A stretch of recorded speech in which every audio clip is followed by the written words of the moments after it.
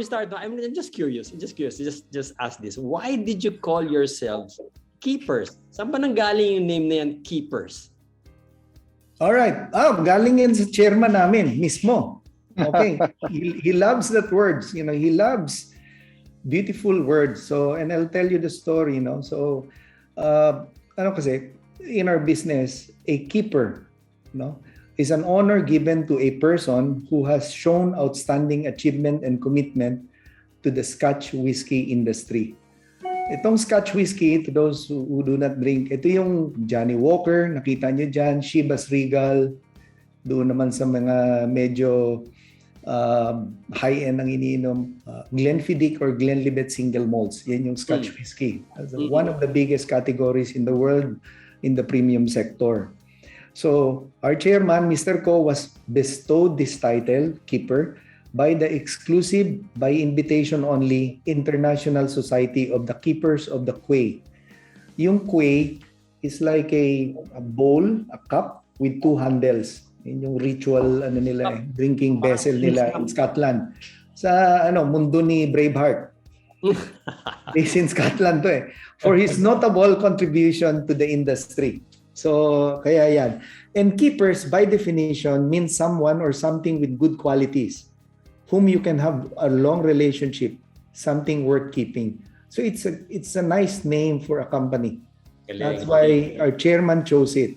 Kasi Keepers Holdings is something worth keeping. Good.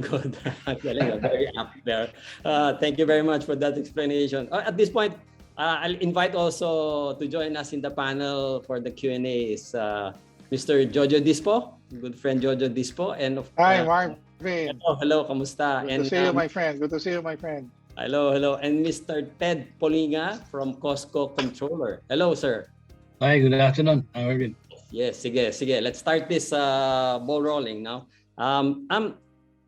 As a start, I would like to understand more about industry and competition. You reported, JP, that you command more than 70% of the market share in your category. Now, how do you plan to maintain that dominance, and how will you protect your competitive advantage? What is your competitive advantage? Okay, they are in the presentation, but let me summarize. I think number one, a distributor, especially in a country like ours, has to have really solid material capability. That's number one, meaning resources, meaning finance. Number two, again, operational capability. You should have a really strong and excellent distribution network, a good marketing team to build the brands. Okay? And then third, you should understand your principals, we call them. The brand owners are the representatives of the brand owners are principals. So you have to understand their needs. You have to understand also the needs of the brands, because very important to them is how you position the brands. We're in the premium segment. This is not just plain alcohol. We are in the business of selling brands. So very important. And each brand, they have different personalities. It's like, if a brand is a person, it can be different from each other. So, and lastly also, our part of our competitive advantage is that we're a distributor that has a retail complement. So, nandyan si PureGold at nandyan si S&R. Though in 2020, those two national chains represent 30% of our sales, okay, malaki pa rin yan. S&R is a natural for products 500 pesos and above. Kasi S&R is like, 70% of its portfolio are US national goods. So if your brands are in S&R, it supports authenticity and it gives it the premiumness that it needs. So those are the things, our edge in this business. So JP, you have strong brands with you, and you have a wide network of distribution because of the PureGold group, in S&R.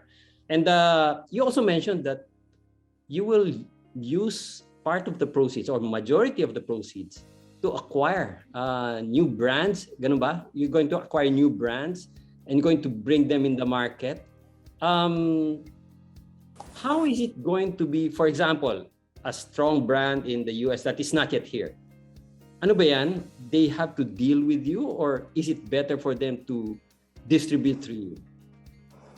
All right. Yeah, very good question. I think there are two things in that question. No? So, new brands that are growing in other drinking capitals of the world. And second is, where do we use our proceeds?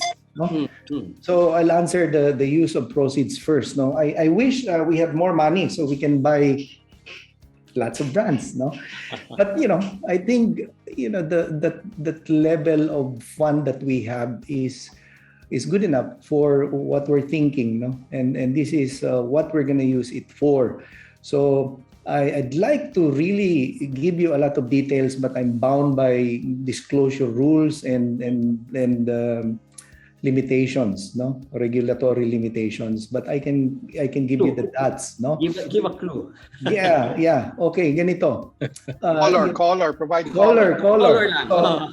So 80% of the tranche, 80% of the proceeds will be used as an strategic investments. In order for keepers to have better control or firmer hold of the supply and the cost of the biggest category that it has in its portfolio right now. So that's very fundamental. So kailangan protektahan muna namin kung ano yung pinakamalaki naming category. Yeah. And that's where the money, a big chunk of the money will be used for. And a smaller chunk of the tranche, will be used to acquire companies in the local scene of similar business model to ours. And that these companies fill in the gaps. Meaning, yung brands na kinikerry nila, hindi namin kinikerry. So, for that 80%, two things. In order for us to have a firmer and better control of our cost and supply. And second is acquire companies that fills in the gaps in our portfolio. And these are very important kasi, of course, the first one, it will give us bottom line improvement. The second one, the smaller tranche, will improve our top line and bottom line. But aside from bottom line, it will strengthen the fundamentals of the company and also, strengthen our market standing, our position in this industry. So you said that you will buy, or you will have a stronger grasp of your biggest category. Right now ba, you don't have that strong grasp of that? It's a trading relationship between the producer and keepers at this point in time, sir. Okay. Right now it's an agreement. Now you're going to put your investment na in something like that. Sa parang ganun. You don't have to say that. I gave you enough dots, yeah. Pero gusto ko to si Mr. Fausto magtanong eh. Swabe. I think Kasi nga, di ba? You're going to use expert yan. Oo. Gagamitin mo yung majority of the proceeds to do that eh. So, oo nga eh. Yeah, pero nandoon na yun. Oo. Huwag mo na ako tanungin kasi papaluin ang kamay ko nitong mga kasama ko dito. Okay. Sige. Now, ganito naman. No? So, how is the industry ba now? Like, gaano ba kadami pang maiinom ng Pilipino? Like, what is the growth pa ba? Like, kasi alam mo, beer country tayo, di ba? Daming people drink a lot of beer and gin and this area, itong niche nyo, ano pa ba yung growth rate niyan that you're looking at? Okay, before I go into the rates, and I will say, actually, I'll have to answer you now.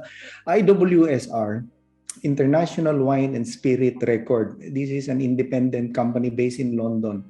Most, if not all, of the biggest brand owners in the world subscribe to their annual report. So they have representatives in every country. They do research talaga.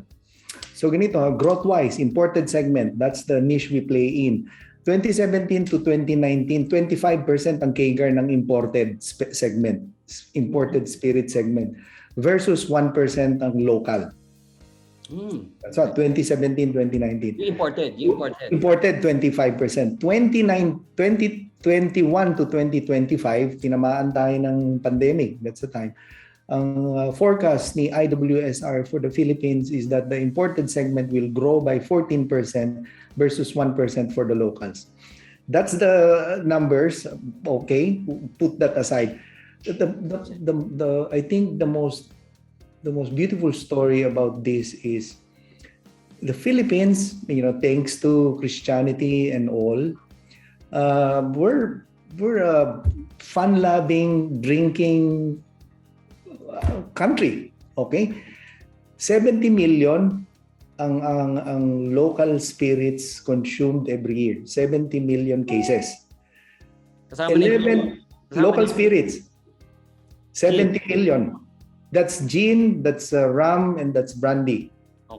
Okay, kasi the three big companies in these sectors, they're mono brand companies. So gin is that company, and then rum is by another company, is brandy is by another company. And we do have an 11 million case worth of a local wine market. 11 million. Ang beer natin is at 300 million. So if you combine the three categories, that's short of 400 million cases, and a case for spirits and wines is 12 bottles, for beer is 24. That's almost 400 million of cases of local alcoholic beverage consumed every year. Okay? Now, ang imported spirits is only 5 million. Imported wine is only 1.2 million, and the imported beer is, not even 500,000 case. Okay, so you have less than 7 million of that niche versus this vast ocean of local alcoholic beverage of 400 million. And the thing is, we are an emerging country, and as a country grows, as a country develops, its people make better money. They earn more. And as they earn more, they get better educated. And with technology, they get better informed. With those things, standards go up. They demand more. They look for better quality. They look for authenticity. They look for healthier options, cleaner alcohol, and things like that. We come in. That's what we're giving them. Kasi sa tingin ko si Juan de la Cruz o si Juana de la Cruz, as we grow, di ba? Hindi lang siya magiging happy na ang choices niya lang is gin, rum, brandy, and beer. Yeah.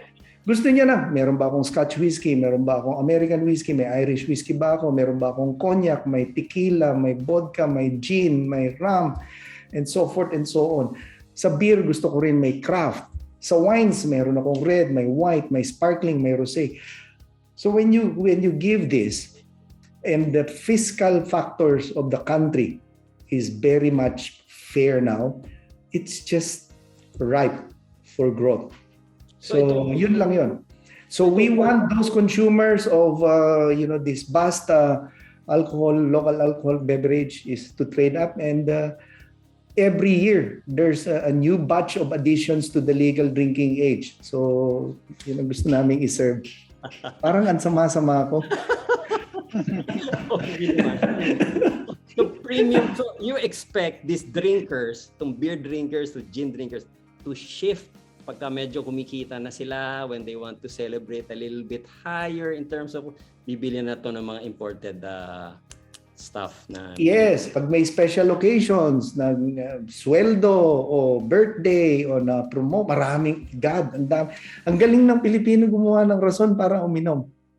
I'm sure a lot of people are looking forward to that now. Tsaka sir, tingnan mo na lang, ito ring isa, I think this is visual. Ang dami nating mga real estate developers, and they develop townships and communities. And within those areas, there's always an on-premise cluster. Ito yung food and beverage outlets. Kung titingnan mo sa back bar niya, wala ka naman makita doong Ginebra, Tanduay, or Emperador. Doon mo makikita si Johnny Walker, Chivas Regal, Absolute Vodka, Cuervo Tequila, Jameson. Jim Beam, and so forth and so on. Yan na lang kaagad. So, anong ilalagay natin doon sa mga dinevelop nitong mga real estate developers natin sa kanilang mga townships and communities? Iyan na lang. Oo, ang dami niyan. Okay. So it's really a very niche market that there's a strong... Ito yung dyan manggagaling yung 14% mo. Good. Ito namang digital space kasi, di ba, people are just buying online na lang. How are you capturing that growth? That's an exciting technology. Excites me. Technology excites me. Right now, it's still, to give a number so that what I'm trying to say is a little bit measured. It's still in the low single digits compared to the whole revenue of the imported segment. Low single digits pa rin. There's a number of players, specialty outfits, that deal purely on spirits, wines, and beers imported. Maliit pa lang, but it's a growing segment. Now, our portfolio, because we're exclusive, are available in all these outlets that matter. So yung mga seryosong player, nandiyan lahat yung mga produkto namin. So that's from the trading side. But from KEEPR naman, so as a holding company, KEEPR actually can also be a platform. Kasi before, these three companies each operate independently kasi they have to build their own brands, and some of these brands compete with one another. So that's why we have these three companies. But KEEPR as a holding company can also be a platform, to harness the aggregation of these brands for us to deliver a really meaningful and cohesive experience to the consumers. This is what really excites me kasi nandiyan na sila lahat. When you have all these brands, you have the suppliers with you, and you have the outlets with you, you have the consumers with you. You bring them all together through technology, and you'll be able to deliver something more cohesive than just digitalizing retail. That's the next part. Yan ang kagandahan ng being an aggregator like us. So you use technology to put these things together, and then use also the digital space in the online and purchasing and delivery as well. Parang ganun. Education, engagement, inuman. Ang daming ganun eh. Oh. Okay. Sige. Balikan kita. Let me ask naman si Imelda before andyan siya. Kasi she reported the margins are getting better. Despite the increase in taxes, it was reported kasi, I think 2020 ba yun, that there's a new law now increasing your sin taxes. And I'm sure medyo you are affected there. But how are you able to maintain the margins, Imelda? Actually, there are three kinds of taxes that are in that compose our cost. So we have duties, we have excise tax, and we have VAT. So practically, almost 40 to 50% of the retail price goes to taxes. However, the excise taxes has already been approved, and there is a annual increase. But the increase is not that so much that can affect so much our cost. The ad valorem tax is at 22% until 2025, and the specific tax increase would have a single-digit effect on our cost. So, with our projections, we have already considered the increase in excise taxes. So this is effectively passed on to the consumers, and it is very little as far as the retail prices are concerned. Yes, sir. Practically, we pass it on to our customers, clients, but we have to take note that price increases, we cannot really do price increases abruptly. So we need also to schedule as much as possible. The prices will be preserved because price increases can make or break a product kasi. So we really do studies on the price increases. So managed yan. Yeah. Okay, sige. Thank you very much for that. The gentleman, tanungin na rin kita, Jojo, and then Ted, who can answer this. Yeah. COSCO IPO was 15 pesos in 2013. Now trading at 5 pesos. Medyo it didn't do as well. But PureGold, 12.50 IPO after 10 years, 40 pesos. Now, how different is this offering now compared to the two? Well, let me tackle first the COSCO angle. No, COSCO is a conglomerate, no, where all these operating companies under our group are subsumed. No, PureGold, S&R, the liquor company, which is the KEEPR now, we're spinning off into a publicly listed company by way of this follow-on offering. You know, Philippine context and to a certain extent global context.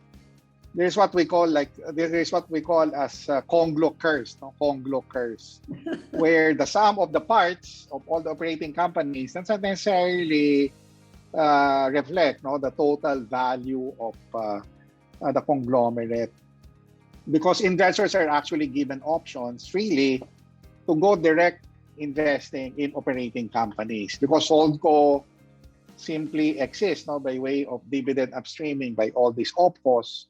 So again, option is really given to end investors. Why not just go to operating companies, no, where you take part of the action and actual growth story, and don't just rely on the dividend upstreaming to the Conglo, no? So, well, that's the nature of the beast, like par for the course. And Philippine context, I mean, if you look at all the conglomerate, they're really undervalued, no? And then if you'll add up, as I've said, no, all the operating companies under the Conglo, it doesn't really add up, no? So it's not a concern on our part because we expect the investors, no, to mature eventually and appreciate Conglo investing, because Conglo investing removes the complexity of you studying different operating companies, because by just investing in a Conglo, it's like a basket of operating companies within there, and then you just take advantage of that Conglo vehicle. COSCO, rightfully undervalued, because I think the market cap is 36, 37 billion right now. But if you look at the book assets, no, or net book value assets, it's more than 160, more than 170 billion pesos. Now, if I'm a shareholder of COSCO, I'm comforted by the fact that, okay, the share price may be deflated, but then I'm putting my money in a company whose net book value, no, in terms of asset is really more than what it should, as reflected in the market. That's why, again, for the appreciation of our listeners. So, by the way, no, this is a very huge forum. No, I was looking at the number of the participants, 600, close to 700. No? I'm imagining if we're in a physical environment, we'll probably fill the ballroom, no, of a hotel. No? Anyway, we have right now a lot of strategic foreign funds invested in COSCO, and the question is why? Well, very, very easy. No? They see that the net book value asset is so much, and they're buying the stocks at a very cheap price. So this is the best way to get into a very solid conglomerate, given that very strong financial balance sheet. PureGold, it has acquired a life of its own. Exciting story, grocery, resilient, essential. Even prior to pandemic, it has become more pronounced in terms of viable business model, more so now in the pandemic. But that's why it's enjoying very strong support from the market. And then it will continue to grow, it will continue to be resilient, it will continue to be viable. The KEEPR is a consumer play, beverage, spirit, wine, and other consumer drinks, all put into this vehicle. So again, no, it's a variety of choice for end investors. If you want to be in the Conglo, very diverse exposure, specialty there, grocery retail. By the way, we also have oil, petroleum, property. So that's in the Conglo, COSCO. If you want to be specific to consumer play, related to beverages, spirits, wines, and then the KEEPRs may be an option for you. And then if you want to go pure retail, specialty, grocery retail, then PureGold may be a good option for you as well. So I hope I answered your question, Marvin. Joe, bale, the way I understand it, if you want like yung diversified investment, pero medyo mababa, it's value play itong COSCO. But if you want to do medyo an alpha, no, a specific play on spirits, eto si KEEPRs. That's the basic difference. KEEPRs. Telling Yeah, me. correct. Yeah. Sige. Good. Hopefully we get the pure gold kind of return that we will get. Yeah. Well, margin for the KEEPRs is amazing, no? Very strong, no? High 20s, no? And I think with the further improvement of the business model, with the use of proceeds, I think that will further accrete value to the entity and will further improve, no, the margin, no, higher than high 20s, no, that we're seeing at this point. So very strong potential, no, in terms of growth. Okay, sige. There are a lot of questions that we got from the audience and advanced questions, so we grouped them together. We've grouped them on the FOO, follow-on offering pricing. Question, Eric. How come the FOO price of KEEPR is 1 peso 50? Where did you come? Siguro, how did you come up with that pricing? Paano yun? How did you get the 150? Okay. Well, the pricing range, no, was of course recommended to us by our underwriters, no, which are China Bank Capital, SP Capital, and PNB Capital. No, they did valuation. They look at trailing PE, they look at forward PE, they look at the assets that we actually infused in the company, which is valued by PwC, PricewaterhouseCoopers at 22 billion pesos. So all of that were taken into account. And of course, comparable peers are also looked at and reviewed in the region and also domestically.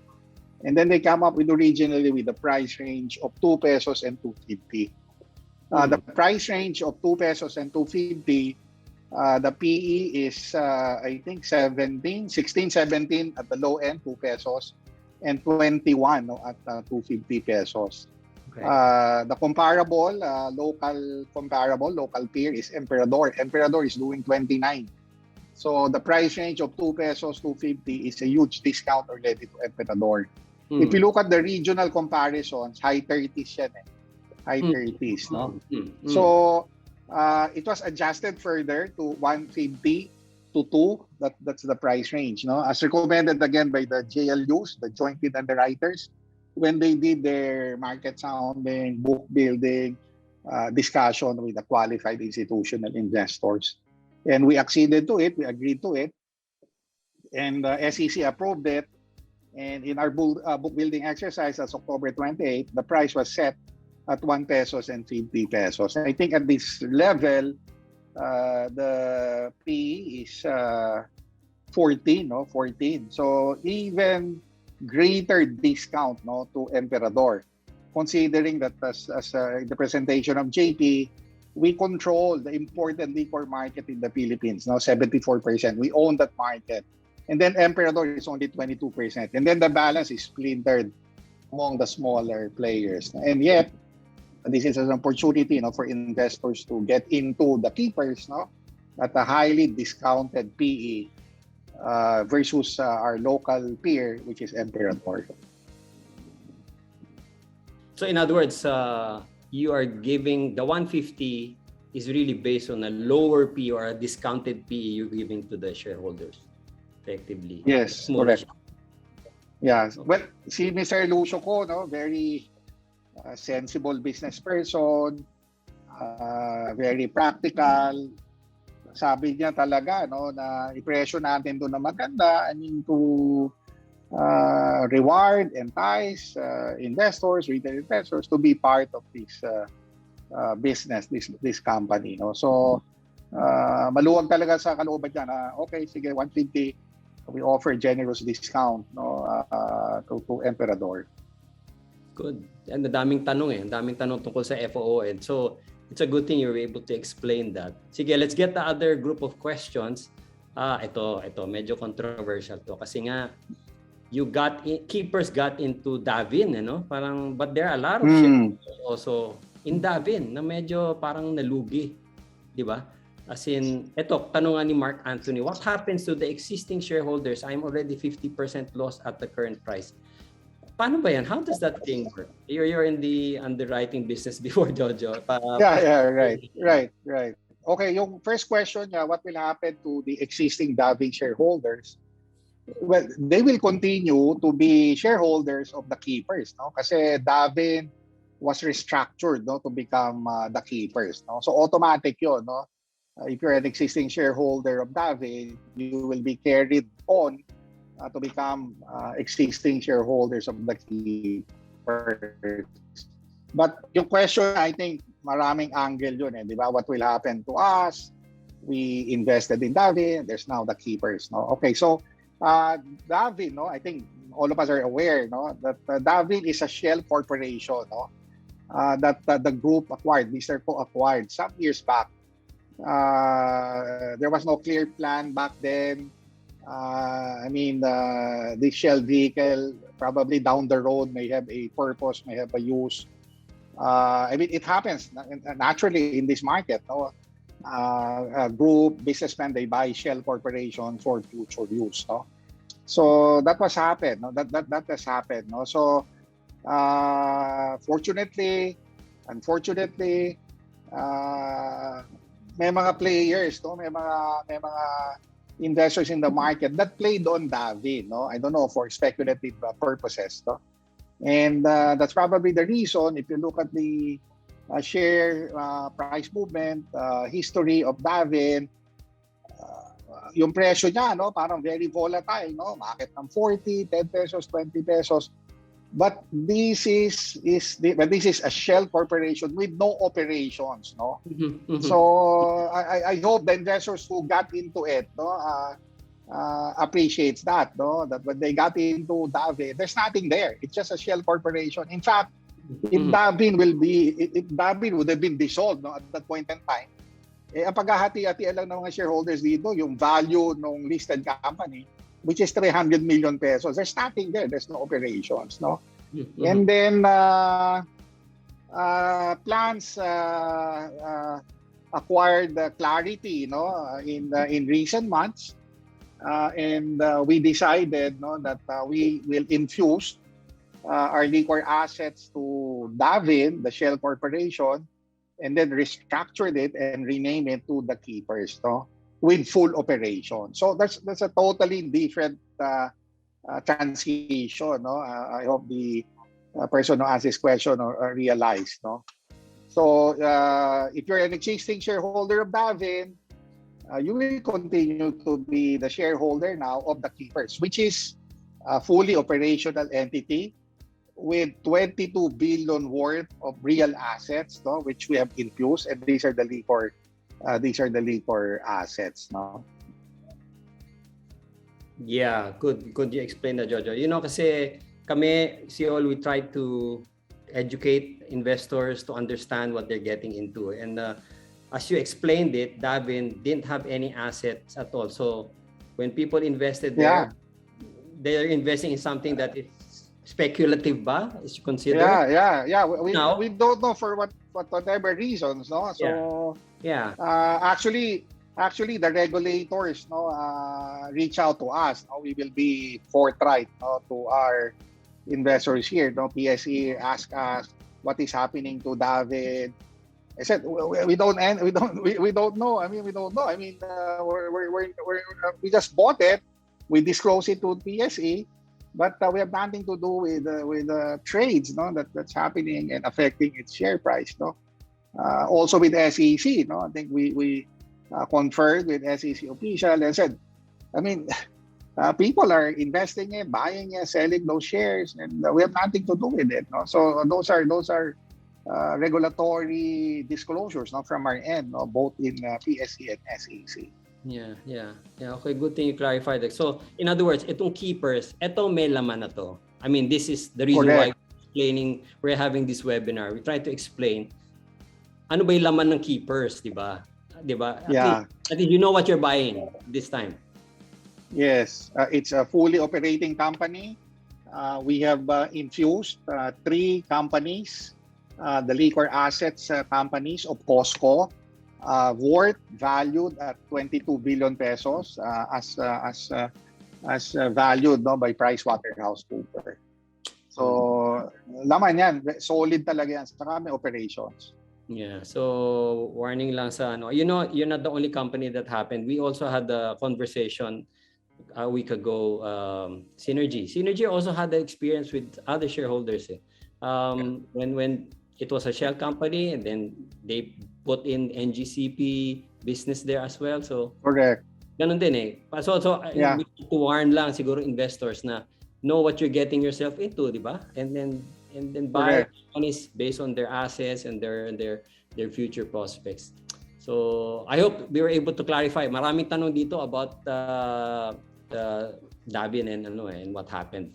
So anyway, maybe we can pass and move on into the next group of questions. Ito naman about the business. Tanong ni Jose Miguel. How have the various alcohol bans, medyo alcohol kasi, affected operations, especially in retail and warehousing, pandemic, election, di ba, in schools, di ba? How you handle this? How do you handle this? All right. Yeah. Thanks for this question. So actually, we were affected. Nobody in the alcohol industry were spared of the bans. That was last year. Yeah, last year our sales dipped a little bit, but we were able to maintain our bottom line. So ngayon naman, the bans now are in the on-premise outlets, but I think that channel is starting to open up. The regulators are now loosening up the rules. So there's a huge upside in that part of the business. To give more color, the on-premise outlets, and these are hotels, bars, clubs, restaurants, for products 500 pesos and above. That channel represents at least 20% of the sales. So, malaking upside yan. And then there's another channel also that will hopefully open soon. And that's travel retail. That's the duty-free channel. So once that opens, these channels the on-premise and the travel retail channels will. Mga ilang percent yun? Mga ilang percent yun? Ano lang yan, siguro mga high single digits ang contribution yan for premium products for 500 pesos. So, JP, nawala yan because of the pandemic. That practically was gone. Kasi syempre walang travel. Tapos binawal na yung di ba? Gathering on premise, you said, in the hotel. So, if we are now go back to this new normal, babalik na ba yan? Yes. Yeah, but I think the consumers are now smarter than ever. I think that will come back. The events, the socials. But what we're seeing is that there'll be, the home entertainment program will continue. Parang the smarter consumers would want now to hang out or to be exposed with people they know are safe also. Ganon eh. So parang bubble. Meron ng ganyan. And that's what we saw eh. We saw the rise of home consumption for alcohol. Itong discrete home entertainment. Ayan, meron ng ganyan. But when this goes back, definitely it will be an upside. Good. Sige. Hopefully we have that. Next group of questions. Meron pa ba tayo? Yeah. In industry and competition, question by Homer. How do you see Emperador? Competitor. As a competitor, what is your edge? Okay. Now, Emperador, let's define Emperador. Emperador is a three-country business. So it has its Philippine operations, it has its Spanish production and selling operations also, and it has also an operation in Scotland. Okay, and they consolidate it in one consolidated financial statements here locally, because this is where the headquarters is. So now let's localize the business, because this is the market where we play in, versus that other company. So in this particular market, kasi, Emperador's leading brand is another brandy brand, and that brandy brand actually holds a big chunk of the 22% market share that they have. So si KEEPR holds 74, Emperador holds 22% of the imported segment, and the 22% is being held by, a big chunk of that is by that brandy brand also that they have. So that's one. Second, KEEPR's, the depth and breadth of KEEPR's portfolio is much bigger than Emperador in the imported segment in this local market. So for example, if we are going to compare it, so for brandy, imported brandy, we do have Alfonso, and Alfonso is the number one brandy, and they have their own another brandy, which is the second brandy brand in this market. For Scotch whiskey, which is the second biggest category, we do have Johnny Walker in our portfolio, and we also have Chivas Regal, because KEEPR has a 30% equity stake in Pernod Ricard, in the local distribution outfit of Pernod Ricard. So Scotch whiskey, when you have Johnny Walker and Chivas Regal, and also Scotch whiskey, you have Glenfiddich and Glenlivet. Ang kaibigan natin sa kabila, they have White and Mackay for blended Scotch, and Dalmore and Jura for single malts. So I'm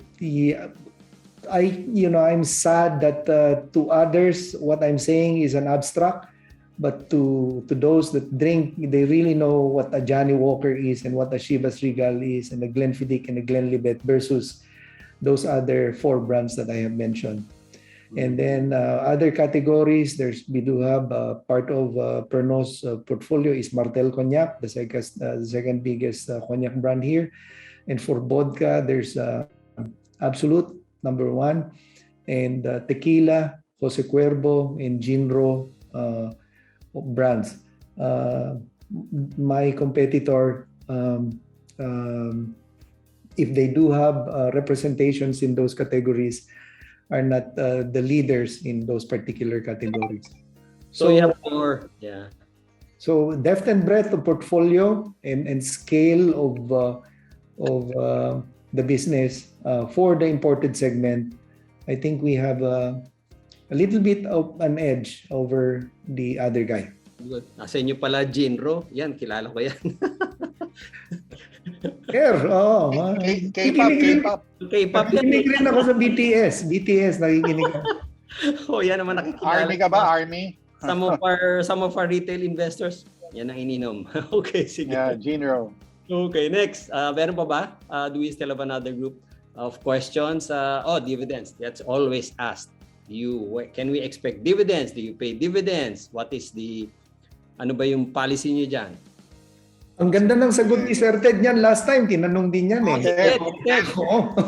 Ted. Take on this question, Ted. Ano magsagot? Yes, a big yes, definitely. Okay.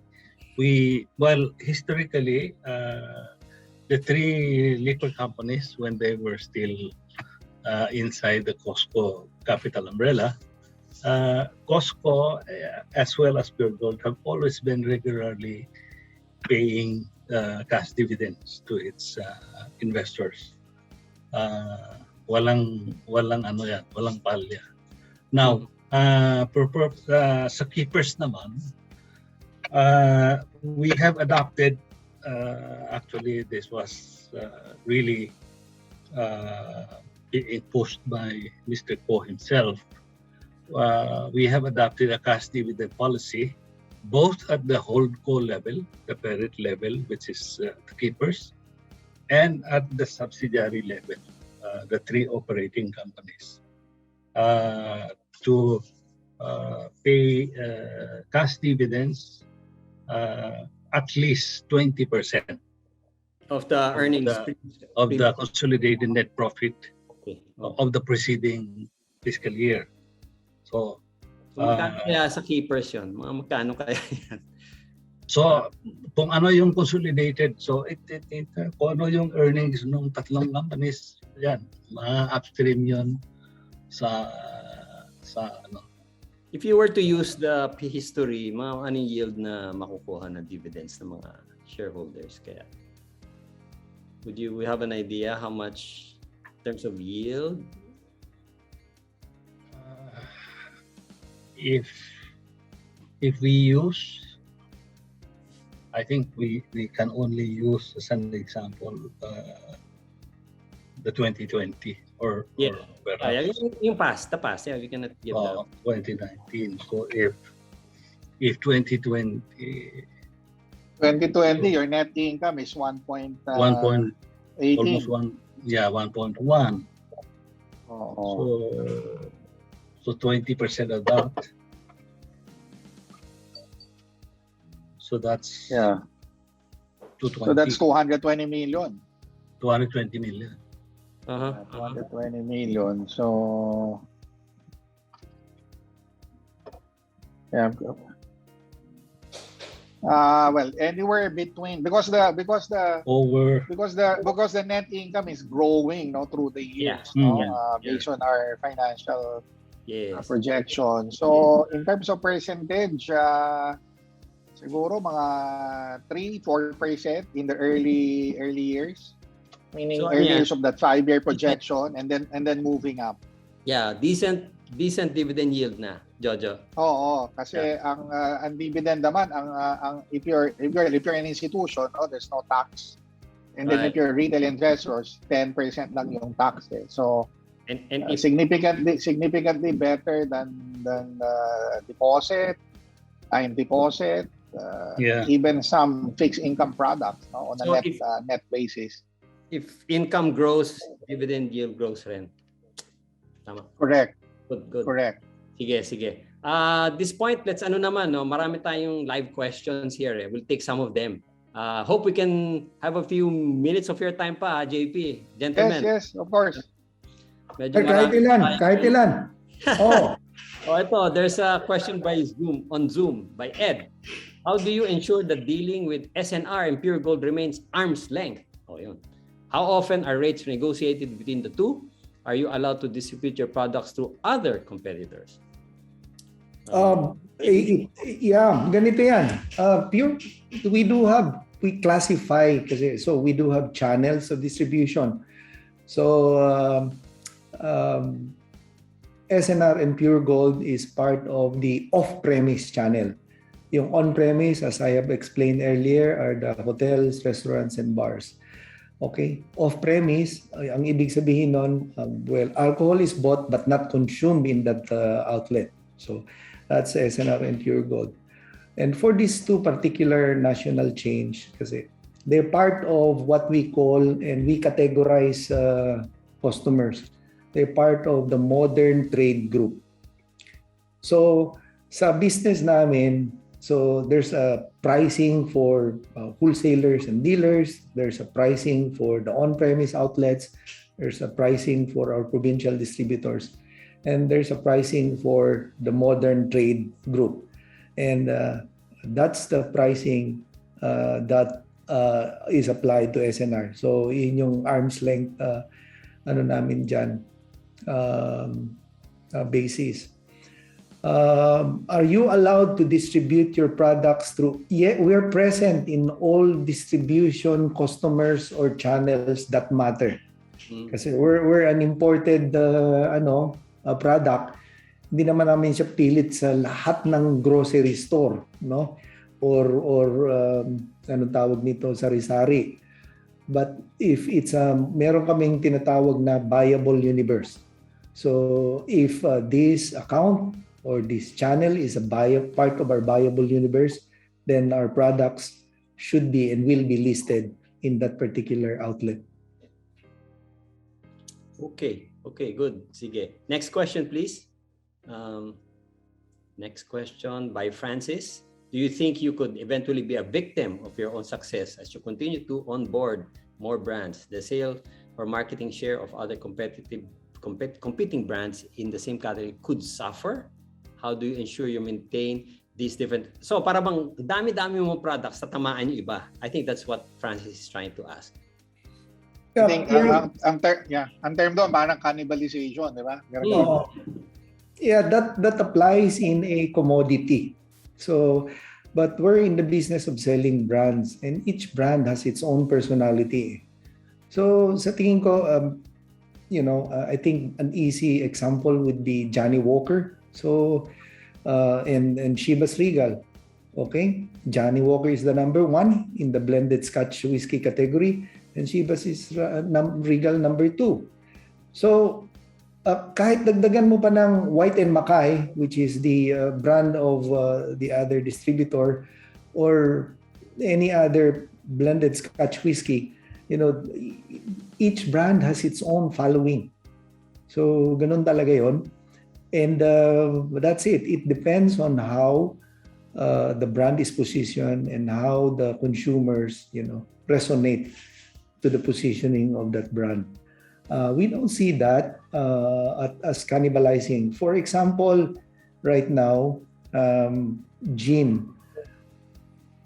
15, 20 years ago, it is unimaginable to see a gin brand being ordered in the most upscale bar in the city. Parang, ano yan, gin? Ba't ka umiinom ng gin? Okay? So, ngayon, it's the coolest thing. Okay? So, and actually, the more expensive the gin, the better. Why? Because it's now craft. And the craft gins are like, they use different botanicals from the area where these are produced. For example, gin from Japan, they use botanical from Japan. Okay? And gin from the Mediterranean islands are using Mediterranean botanicals. So they give different experiences. And there's so many craft gins. But, it depends on your palate and your mood and what your other kasama sa inuman likes. But, they have their own. And it's a different game. It's not a commodity like, if it's rice, so there's a cheaper rice and we move to the cheaper one. No, actually, this business is all about the verticalization and the premiumization. They want to go up because going up means it's better and it's cleaner and sometimes it's healthier. So, parang JB, ano ba yun? Parang you want to try one and then try another one, di ba? Hindi ka masyadong brand loyal sa, let's say, Johnny Walker. In the Scotch whiskey, blended Scotch whiskey category, blended Scotch, now we're getting into the intricacies of the drinks. In the blended Scotch, that's Johnny Walker and Chivas Regal, that's very strong, loyalty, following. But when you move up to the single malt Scotch whiskey, ito naman yung single malt is, can only be produced and aged in one place, in one distillery in Scotland. So these are the Glenlivets and the Glenfiddichs of the world. There's like more than 100 distilleries in Scotland, and each of them has a single malt brand. That one, you tend to move from one brand to another because you want to taste the difference between each brand because they reflect the terroir, environment. So if the distillery is close to the coastal areas, then you'll smell a little bit of brine, and if they're using, if it comes from an island in Scotland called Isla, they use peat, and it's very smoky and very iodine. So it's different. So one brand, very strong loyal following. Another category, they want to have a journey of an experience to try. So, ganun po. So that's what you mean by filling in kanina when you presented, filling in the gaps. Is it parang you add more products, you add more that people can try? Is that what you mean by when you fill the gaps of your products? Ganun ba yun? It's a yes, sir.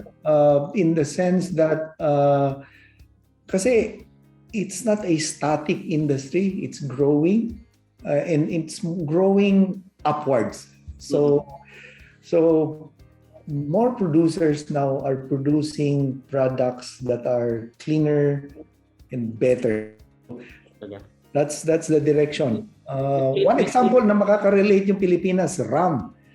Rum, nasa shock ang tao, but no, rum is what, 1,500 or 3,000 peso a bottle rum, and they are drunk like single malts. So see, ayan na, and once it's available, then we'd like to bring that in also because consumers here look for that. Yung mga gaps. May mga gaps because it's a very dynamic industry. Yeah, so you have these strong brands na mga Johnny Walker, yung mga Chivas yan. And then you have this changing, the boutiques. We call them, the craft and boutique. But soon they'll be mainstream, like a Walker or a Chivas. Okay. Sige. Medyo na. Sige, let's have some more questions. Meron pa ba tayo? Ladies, ayan. Do you have plans to create virtual stores in the future separate from S&R and Puregold? Virtual stores. Yeah, cool. Omni-channel. Yun nga that's the beauty of having a KEEPR. So it's not just a holding company. It can be a platform, to deliver cohesive consumer experience. And one of these is this virtual tour. Because once you have all the brands together and using technology, the right people, diba, put a little bit of content there, and you'll be able to deliver, with the support of the principals, and you have the outlets with you and the consumers. You can deliver an experience that's more than just digitalizing retail or trade. So kasama ho yan. That's why we have these KEEPRs. So it'll be a platform to harness the benefits of this aggregation. Good. Sige. Tapos nasa ano ba kayo? Nasa Lazada ba kayo? Lazada at saka Shopee? Meron. Sa marketplace na yun. Good. Sige. Let's have one more siguro. Let's have one more question. Marami rin doon sa chat. Marami, 39 na. Marami sa chat kanina, puro sa FOO tsaka doon sa DAVIN Yun yung marami talaga. Let's get this. Can you explain your potential total addressable market and how you see the change changing because of the pandemic, and what other markets in the region experiencing? So, potential addressable market. And who can answer that? Yeah. So, I don't have the drinking population. Okay, but if I am to guess, it's a percent of the voting population kasi that's the legal drinking age. Okay, and I think it's part of my presentation. I can't remember lang the growth of the legal drinking age every year, but it is growing. And we are a young country. The average age is, I think, 25. So, malaki talaga yung addressable market natin because every year there's an addition to that legal drinking age. Okay? So, how you see this changing because of the pandemic and what other markets in the region are experiencing? So, the more mature drinking capitals of the world, what we see is that they're trading up. But that's really a trend. That's premiumization. Because trade up means better product, authenticity, quality, and things like that. And what we also see is they want something of lower alcohol. Nagiging uso na ngayon. Lower alcohol in wine, okay, and in other products. So, spirits, I think that's a trend. Okay, they want to drink more. So drinking more means it has to have lower alcohol content para drinking it's fun if you can keep your verticality. Ano ba ang favorite drink mo, JP? Whatever is on the table, sir. Because, ako meron na ako dito. Meron na ako. Oh, ikaw. That's by the looks of it, that looks like an 18-year-old single malt, really cherry cask. The color is a dead giveaway. Hindi, mamaya na. Pagka maganda na yung share price mo, yan, we will try that. Sige. Celebrate. Celebrate na. At this point, Jojo, ano ba masasabi mo? What can you say? What can you say about this company? Well, very strong potential, no? I mean, some people may think it's counterintuitive, di ba? I mean, talking about liquor in a pandemic situation. But even us are surprised. I mean, I sit in the COSCO board, eh. Siyempre, mga flagship companies namin yan. Well, the usual suspect, no? S&R, Puregold doing very well. And then, some years back, this particular business started entering my radar screen, di ba? Ang revenues, I think 3 years ago, 7 billion, 8 billion, and then it became 10 billion, and steadily growing, no? And then, eto nga, the real test is during the pandemic. No? 2019, pre-pandemic, ang net income nito, 1.2 billion. Eh. And then 2020, the first year of pandemic, we went to a long, hard lockdown, probably the longest in the world. They cleared 1.18 billion in net income, almost flat, no? In a first year of pandemic with hard lockdown and all. Ipan mo lang yung video mo, Jo. Sige. So 1.18 billion no noong 2020, which is the first year of pandemic, no? Long hard lockdown. So flattish, no, from 2019, which is pre-pandemic. So doon ma-measure mo talaga how resilient and how strong is this business. Kasi liquor, no, from our perception, okay, seed products, but in reality, it's really weaved into our lifestyle, our society, our merry-making demeanor, nature. So it will continue to be here, no? I think there's a study, no? I think IWS as well, na nasa nascent stage pa lang tayo as far as liquor consumption is concerned, no? Younger generation. And then, of course, per capita income is also rising. I mean, this business model, as far as we're concerned, will remain viable, will remain strong, and will remain profitable. So, that's the reason why we're bringing this into the capital market para yung mga end investors makaparticipate. And then, we will use the proceeds to further grow the business, no? Expand it some more. To benefit all the end investors, no, and shareholders alike. Good. Right. Sige. Salamat, Jojo. So, medyo nag-extend na tayo. JP, any last meron ka bang what last few words or parting words sa ano natin? We still have almost close to 600 people watching us. Yeah, a lot. Amazing. Yeah. Well, very impressive. Firstly, before the thank yous, and yes, this is great. Before the thank yous, I hope that we were able to give you and your pool of retail investors a good understanding about our business, our industry, the niche we play in, and its growth potential. KEEPR is a business in an emerging market like our country, whereas people's earnings rise, people get better educated, and with technology, they get better informed. Their standards move up. They demand more. They look for better products. They look for quality, authenticity, among others. Consumers trade up, and that's premiumization. And that's where we come in. That's our business.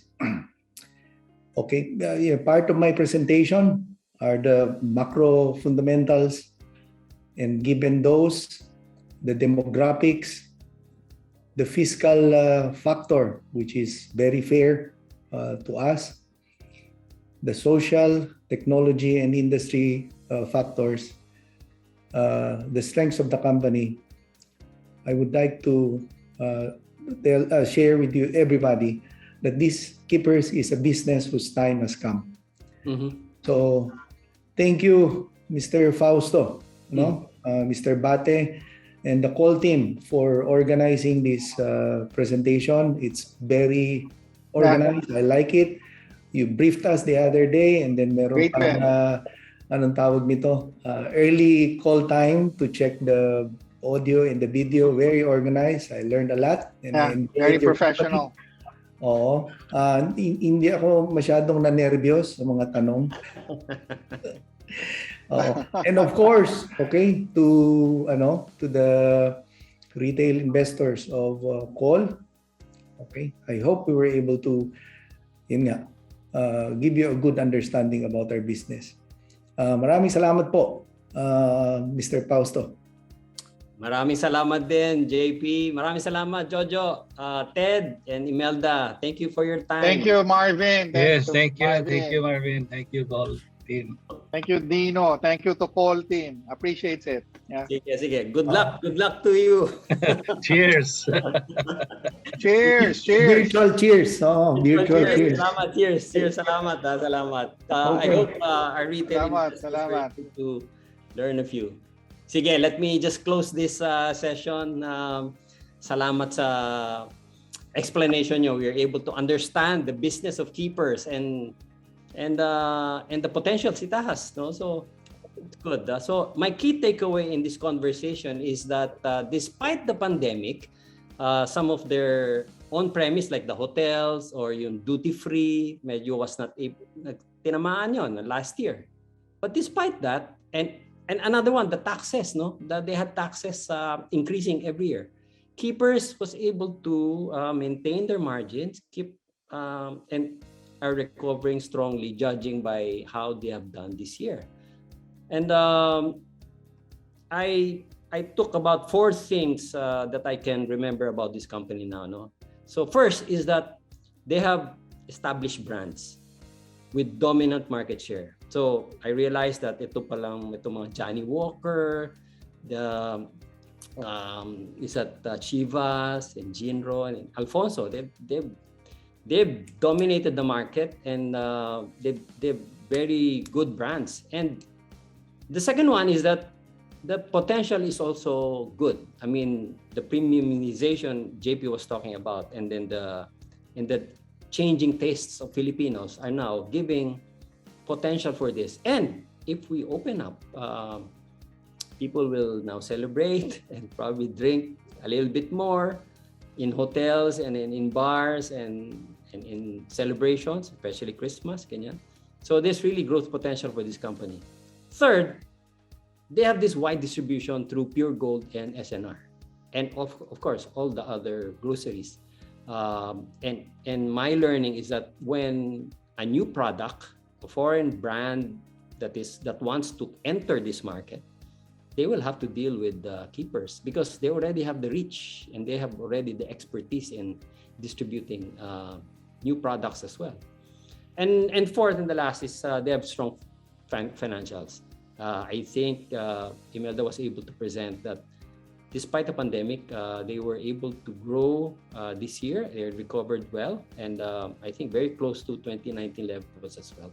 And with this follow-on offering, as explained by JP, they are raising what you may consider a war chest to prepare themselves to capture the resurgence of this consumer demand, especially with the economy is opening. And as the country is entering this phase where we are now learn to live with COVID, execution will be the key to KEEPR success. It is interesting to see that the stock market continues to provide opportunities for retail investors to participate in different businesses. Now this is the alcohol business, giving us choices to diversify our investments. This is another one you can look at, especially those who consume these drinks and understand this segment of the market. And if you are looking for a reopening play, this could be a good candidate. So as always, we remind investors to always allocate your investments properly, manage the risk by setting limits. Don't put your eggs in one basket. Just diversify portfolio appropriately. So it has been a good afternoon. I hope you were able to get insights from this conversation. We would like to thank again the senior management of KEEPRs for this opportunity, and we look forward to more conversations with them.